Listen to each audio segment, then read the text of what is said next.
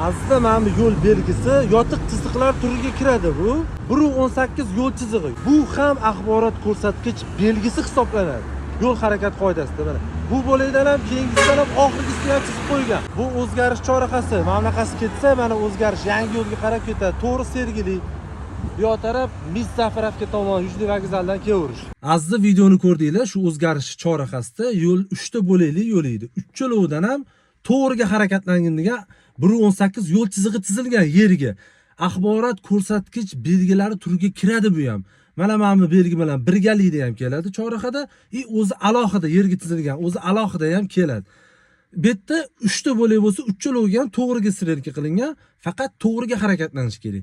Bu yerdagi strelka butun chorrahadan o'tgunizcha ta'sir qiladi.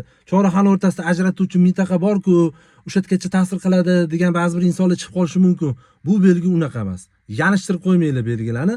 Bu polniy chorrahadan o'tgunizcha ta'sir qiladi. Endi ba'zi bir haydovchilar shu eng chekki bo'lakdan chapga ham burilishyapti, orqaga ham qayrilib olishyapti. Shunaqa joylarda ehtiyot bo'linglar. Shu haydovchilar shu chorrahani probka bo'lishiga ham sabab bo'lib qolishyapti. To'g'riga ketadigan haydovchilarning yo'lini to'sib qo'yishyapti. Yo'linglar bexatar bo'lsin, yo'lda juda ehtiyot bo'lib harakatlaninglar.